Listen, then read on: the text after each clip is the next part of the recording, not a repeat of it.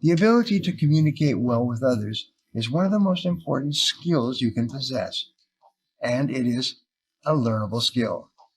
As much as 85% of the success you achieve in your life will be determined by how you interact with other people, because communication helps people understand each other better and better. That's why it's important to master all elements of communication. They include who is sending the message and who is receiving it, or the speaker and the listener. The elements of communication also include environment, noise, context, feedback, and the mode of communication itself. Understand your audience. Who are they? Where are they coming from? What concerns them? What's of interest to them? What they need and want to learn from you? No matter who you're speaking with, your boss, your coworker, a group of people, or your own family, everyone communicates and receives communication differently.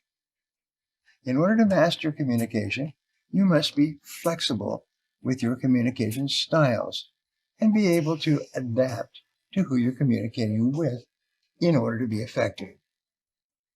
Understand your audience by getting to know them. Listen to them. What is important to them? What are their pain points or concerns in life? What motivates them? Use this information to choose the words you would like to use, your tone of voice, and the topics that you'll speak about. The second rule to mastering the elements of communication is to think before you speak. In a world of constant noise and a rising number of voices, you want to make sure that you are heard. And the best way to ensure your voice doesn't get lost is to think clearly and understand what you want to say before you say it. You must learn to start asking questions and listen attentively without interruptions. As a rule, you pay attention to people you most value. When you pay close attention to another person when they are talking, you signal to that person that you very much value them and the content of their comments. This is very flattering to another person, and it causes them to respond warmly to your attentiveness. The major reason that most people have poor listening skills is that they're busy preparing a reply while the other person is still speaking. In fact, they're not even listening closely to what the other person is saying.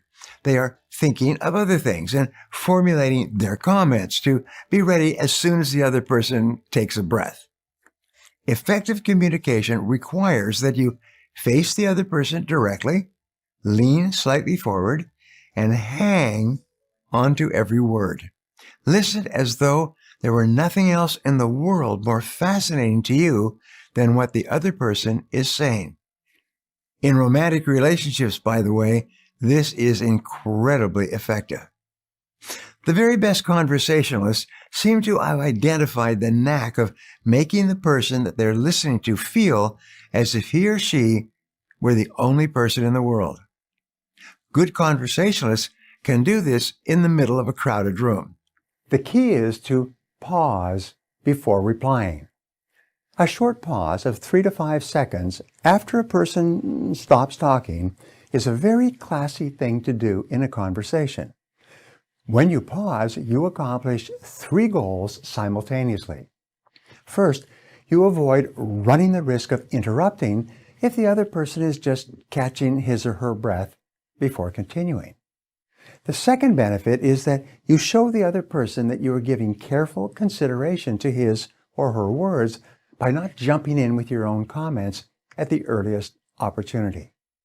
The third benefit of pausing in conversation is that you will actually hear the other person better. His or her words will soak into a deeper level of your mind, and you will understand what he or she is really saying with greater clarity. By pausing, you mark yourself as a brilliant conversationalist.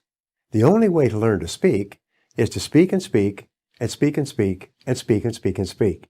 And while it's true that the only way to become good at anything is by repetition over and over until it becomes second nature, There are many things that you can do to be more effective speaking in front of audiences.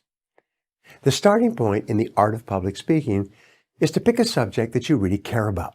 It's to think through the subjects that have had an extraordinary impact on you, the subjects that you would like to share with others, because you intensely feel that others could benefit from your knowledge.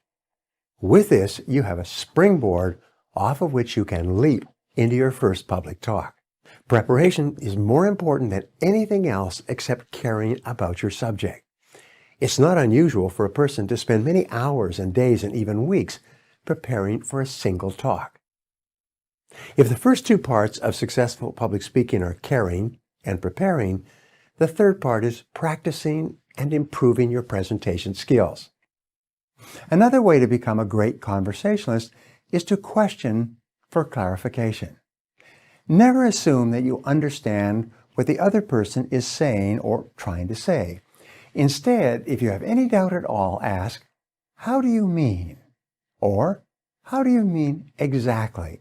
And then just pause and wait.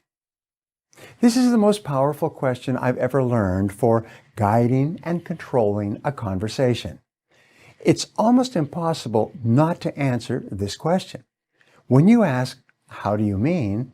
the other person cannot stop himself or herself from answering more extensively. You can then follow up with other open-ended questions and keep the conversation rolling along. Paraphrase the speaker's words in your own words. So after you've nodded and smiled, you can then say, "Well, let me see if I got this right," or "Let me see if I understand you exactly. What you're saying is this," and then you repeat it back in your own words. By paraphrasing the speaker's words, you demonstrate in no uncertain terms that you are genuinely paying attention and making every effort to understand his or her thoughts or feelings. And the wonderful thing is, when you practice effective listening, other people will begin to find you fascinating. They will want to be around you. They will feel relaxed and happy in your presence because when you listen to other people, you make them feel important. The reason why listening is such a powerful tool in developing the art and skill of conversation is because listening builds trust. The more you listen to another person, the more he or she trusts you and believes in you. Listening also builds self-esteem. When you listen attentively to another person, his or her self-esteem will naturally increase. He or she will feel better about themselves. He or she will feel more valuable and more respected. If you have a tape recorder or a player or a video camera, record yourself giving the talk from beginning to end. Then listen to it or watch it and make notes on how you could make it better. If you're using a video camera, look into the camera and use the same facial expressions and the same body gestures that you would use if you were speaking directly to someone that you like. When you critique yourself, be very hard on yourself. Remember, the more honest and objective you can be about how you come across to others, the faster you will build effective communication skills for success. Practice makes perfect, and perfect practice makes it even more perfect. If you practice consistently, you will find that your presentation skills have dramatically improved over time. Remember, your ability to speak effectively in front of people can do more to advance your career and your life than perhaps any other skill you can develop. Now you have two choices. Either you can persuade others to help you, or you can be persuaded by others to help them. It's one or the other. Most people are not aware that every human interaction involves a complex process of persuasion and influence. And being unaware, they are usually the ones being persuaded to help others rather than the ones who are doing the persuading. The key to persuasion is motivation. Every human action is motivated by something. Remember, the first part of motivation is motive or a reason.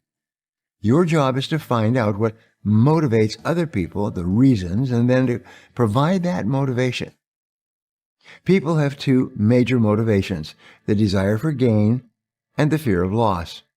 The desire for gain motivates people to want to do more of the things that they value in life. They want more money, more success, more health, more influence, more respect, more love, and more happiness. Human wants are limited only by individual imagination.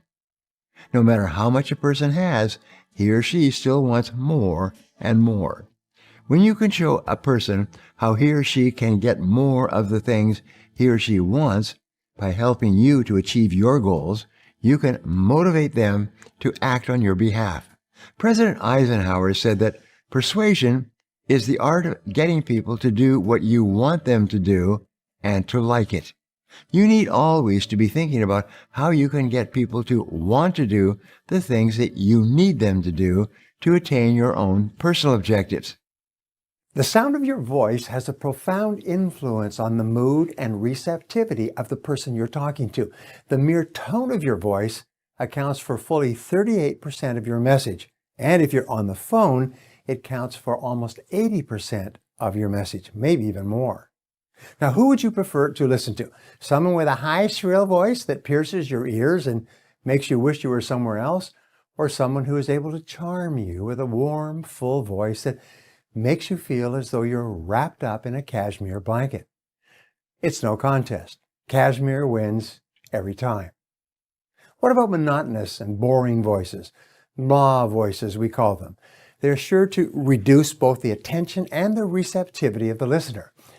You have to use your voice the way storytellers do, with animation and color that makes whatever you talk about, even if it's just the weather or the stock market, sound interesting. When you want to sound friendly, warm, reassuring, intimate, or caring when you speak, keep your voice in the lower range where the deeper sounds are. The lower to middle tones are also great when you want to reason with the other person or show that you care or that you're being thoughtful. Also, remind yourself to slow down. It's very difficult to be close, friendly, warm, or thoughtful when you're speaking too quickly. Most of us tend to slow down naturally when we're expressing our deeper emotions, except for maybe anger. Fully 85% of your success in life will be determined by how you interact with other people. Communication is the master skill to powerful relationships. And here are the basic rules.